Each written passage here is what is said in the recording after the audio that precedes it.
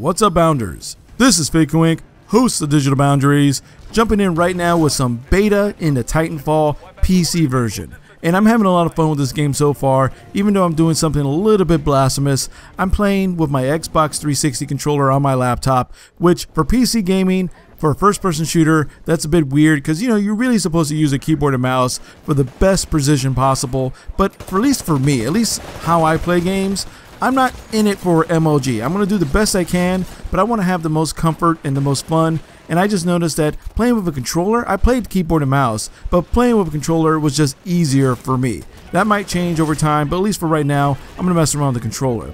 But that also kind of brought me into thinking about what I've been witnessing lately on YouTube with Call of Duty commentators who are now trying to do their Call of Duty thing with Titanfall.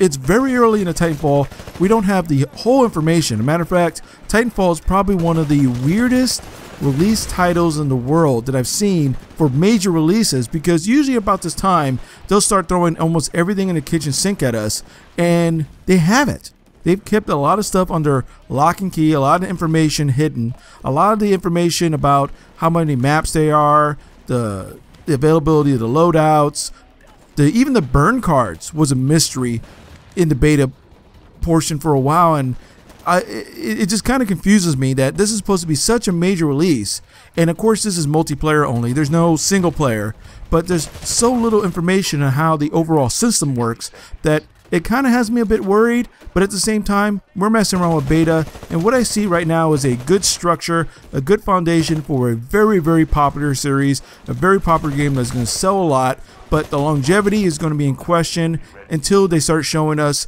what the tail is going to be. What are the things that are going to keep people coming in? Because what made Call of Duty great, what makes BattleField great in the first-person shooter, kind of high-action shooter genre, is the customization, is the ability to unlock new things, be it perks, be it guns, be it attachments, be it whatever. And that's when I think it's really going to kind of showcase itself, either as something that's going to last a long time or something that's going to be a great spurt game until the next Call of Duty comes out. But regardless of any of that, something I've been noticing a lot, at least on YouTube, and I don't know if you notice as well, put in the comment section if you kind of notice this as well. Call of Duty commentators, and I don't mean people who play lots of games and some Call of Duty like my channel. I'm talking about people who are 100% focused on Call of Duty. They seem to be having a big problem on how to showcase their game. This game in particular. They're not used to it. They are used to being the dominant ones in the field. Most of them are gameplay focused type of channels. Even their personality is wrapped into the nomenclature of Call of Duty, which is perfectly fine. They're good at it. I mean, they know how to explain things to the audience better. Oh, look at this right now. Ragdoll. But they know how to explain things better about Call of Duty than pretty much anyone else, than a layman. They're very good at the game. They know the ins and outs. But for this game, they seem off. They seem that they don't know how to properly talk about this game. They don't know how to showcase the benefits of this game, and I think there's a couple reasons for that. And put in the comment section below what you think are some of the reasons, or maybe I'm completely off base here, but it's just something that I feel that they're a bit off. They don't know how to discuss success in this game. They don't have a judgment of what success in this game is. Unlike things like Call of Duty, where people could go into a game of, let's say, domination, and as long as their team wins, but they rack up 80-something kills and get Keem strikes and MOABs and all that kind of stuff, they put it up there as, hey, look how awesome I am, even though other people might have been carrying the load by playing the objective more often, but they're showing off. Or they might be doing free-for-all and they just dominate. Or they might be doing team deathmatch or whatever and they dominate. They could show those things off. They could talk about loadout perks. They could talk about tips and tricks on how to get good at the game. These are people who focus their entire channel, their entire way of doing YouTube on one game, on the style of one game. And Titanfall, even though there's similarities to Call of Duty, it is a much different game. It's a much more faster paced game. It's obviously a very agile game. Titans throw a whole monkey wrench into the way things are done. And the bots, where you go around killing minions to lower the time to get your Titan, throws a big monkey wrench because they don't know how to explain that. How impressive it is to talk about your KD or your kill streaks when you kill 50 bots and 3 pilots.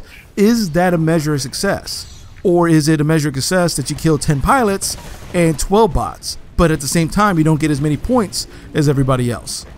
So what is the measure of success? And I think a lot of the Call of Duty commentators just have a really hard time expressing themselves or where to really go with this. Even though they're enjoying the game, they're just stuck. They don't know how to explain it to you guys that, hey, look how awesome I am, because that's what they're used to doing. They're used to every single video showing off how great they are at Call of Duty, or the best setups, the best loadouts, the best everything. They have a one trick, they're one type of person, and now that they're not really forced, I mean, they're not forced to play Titanfall, but since they want to jump on the Titanfall bandwagon, because a lot of them are, and understandably, a bit tired of Call of Duty, it's almost like they're hitting reset on their YouTube channel and starting anew. Even though a lot of them are going to be doing Call of Duty, a lot of them are going to be doing Titanfall equally, but you could hear it. You could hear in their voice. They're unsecure. They're not sure where to move forward from this. And I think the viewpoint of what success is in Titanfall is much different than what is going to be in Call of Duty. The way to show off in Titanfall is much different than Call of Duty. I think it's going to be more skill point based, like actual points at the end, because there's going to be bots everywhere. And people complain about the bots, but I think what they're really complaining about the bots is, especially if they're a YouTube COD commentator, is that I don't have a way to show people anymore how good I am because I've killed 50 bots. And to them, that's not a challenge. That shows that they're doing like the training mode in Call of Duty, which in this game is not the same thing. It's viewed differently, but they can't get out of that mindset. So put in the comment section below kind of what do you think about all this? I think it's the equivalent of a boxer going into an MMA match. While the objective is about the same, fighting and beat the opponent, the way of going at it is a lot differently, and it's very hard for some of them to transfer over. These are my thoughts on the whole situation, and thank you for being awesome.